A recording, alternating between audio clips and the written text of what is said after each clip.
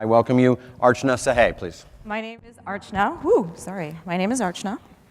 I'm very happy to see everyone here today. I'm a little nervous. I'm just going to put that out there. I'm a little scared. I have not talked about this particular issue or this particular topic publicly. This is something that I've discussed amongst friends and family over coffee, etc. But it's not my usual talk. My usual talk is around technology, tech talent. I have many thoughts on Amazon HQ too. Many thoughts. It's usually around economic development, businessy stuff. And this one's a little bit more like in the feelings, right? In the emotions. So I'm a little scared. Yeah, thank you. Thank you. And it's early, it's 9 o'clock. So as Chris mentioned, I was the Director of Entrepreneurial Investment for the city of Philadelphia for 2.5 years. Prior to that, I was in finance for a number of years. And last June, I was introduced to Jeremy Nowak. And just as a means to network, connect, have a conversation. And I was introduced by somebody that I admired greatly. So she said, hey, I know you're looking around or you're thinking about what your next steps might be. You should meet Jeremy. I was like, sure, no problem. So we emailed back and forth very quickly and scheduled time for a coffee. So we're up at Drexel's campus. I walked in first, sat down, ordered my usual skim cappuccino. Jeremy walks in a little bit later. So don't know if you're familiar with Jeremy, but he shuffles more than he walks really. So he walks up and he sits down. He orders a skim cappuccino. I'm like, oh, this is great. We both drink the same drink. This is a sign. It's gonna be awesome. We're gonna be friends forever. So we just riff, 45 minutes, right? We just get into it. He tells me what he's done. I tell him what I'm doing, what I'm working on, what I'm thinking. I'm just talking. And we're riffing on the state of the city, state of politics, politicians. And Jeremy, he's been around the block. He's done some things. And he just has all these great stories. And I'm just listening to him, and I'm like, oh my God, this is good stuff, right? So many stories. And just knows so many things. So at the end of this conversation, he's like, I have this project. And I'm working on this book, and really busy with that. And I just haven't really been able to focus on the project. You should come work with me on that project. I was like, yeah, done. Easiest job interview ever. Didn't even know it was happening, right? So I'm like, great, awesome. Get home, and I'm texting my friends, emailing my friends. I'm like, hey, listen, so I met this guy, his name is Jeremy Nowak, and they were like, holy shit, right? I'm like, what? What's the big deal? He's a nice guy. So I finally started doing some research. Very bad of me. I actually didn't look him up that much prior to sitting down to the meeting. My fault. So I look him up, and I'm like, holy fuck, this guy's amazing, right? Founding CEO of the Reinvestment Fund, went on to be the CEO of William Penn Foundation. Now he's consulting, doing his own thing. He's an advisor for this thing. He's an advisor for that thing. I'm just like, oh my God, this is incredible. So begins our journey. For the next year or so, we worked on a handful of projects together, got to know him really well, became friends. We traveled a ton for the work that we were doing. So got to see so many parts of this beautiful country and also be mentored by and learn so many things from Jeremy. And one of the greatest things, well, there were a lot of wonderful things, but he had this wonderful habit. He would walk into a room and as we were introducing ourselves, he rarely needed an introduction. Everyone knew who he was. Me, of course. They were like, who's this woman with you? And he would immediately, without skipping a beat, say, this is my colleague, Archna Sahay.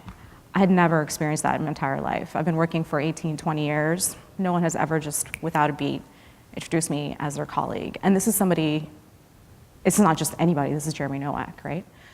So working with him, I felt seen, I felt heard. I'm an immigrant kid, came here when I was 5 years old, woman of color in finance. Not easy, it's not easy at all. And here was this legend, this towering giant. He's done so much and would always introduce me as his colleague. So fast forward to May, June timeframe of this past year, 2018. We have wrapped up a handful of our projects, and we're thinking about what's next. And he was getting really, really busy with the book tour, and I was also like, all right, I think I'm ready to take these particular steps in my career, and he was mentoring me through that, kind of guiding me through that particular process. I got really busy in June, he got really busy in June, and then in July, he ends up in the hospital. And he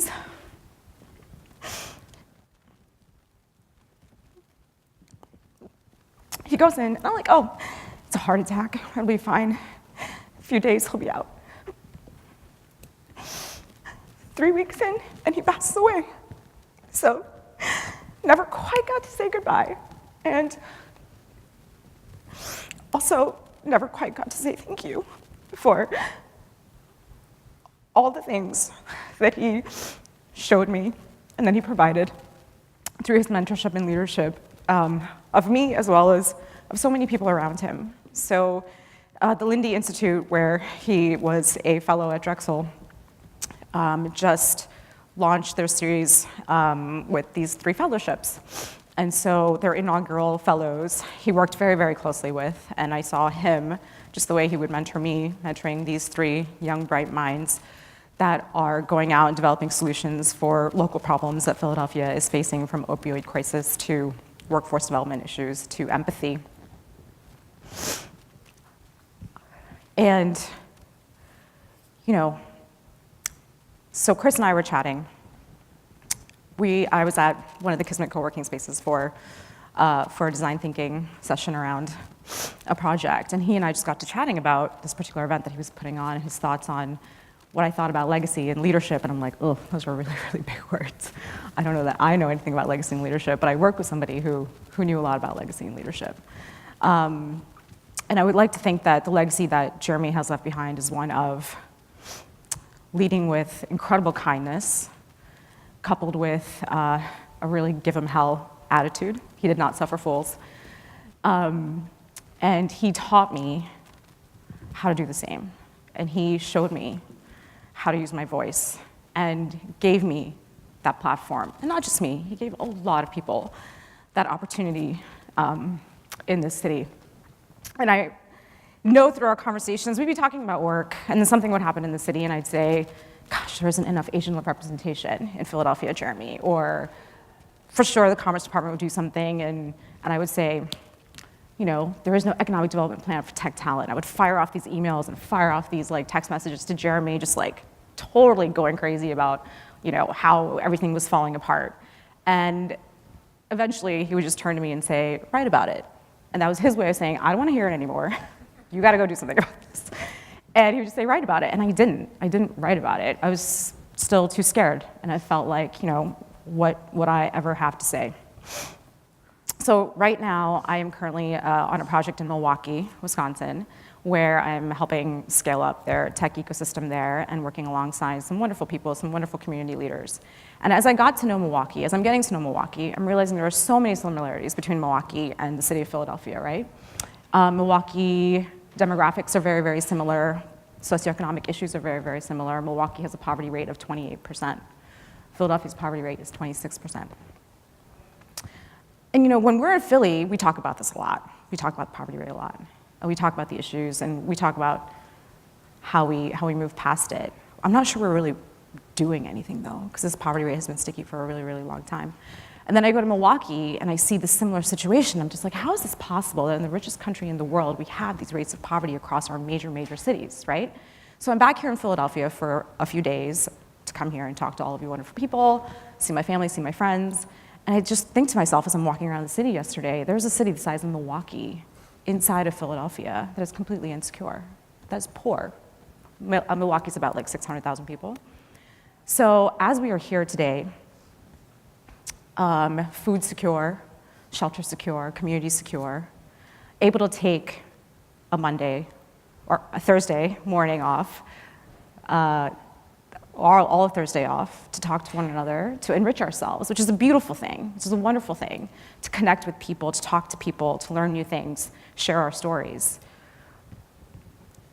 There are 500,000 people that don't have that particular opportunity.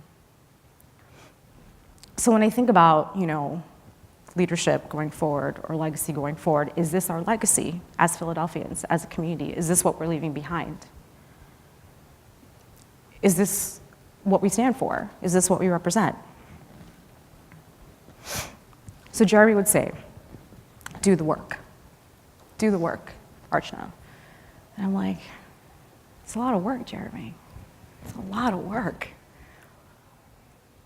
So the legacy piece, I would like to think there's pieces of his legacy in all of us. And if we all come together to do the work, collectively as a community, is it possible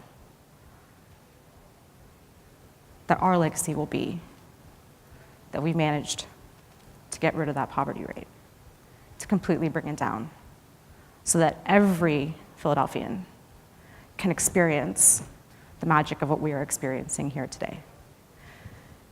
Now, this is an ongoing conversation. We're not going to figure it out on the stage. We're not going to figure it out here today. I'm going to be around all day, and I welcome us talking about this more, and I welcome us having a conversation about this more, because I refuse for my legacy to be this poverty rate, to have any child hungry, homeless, scared. Thank you so much.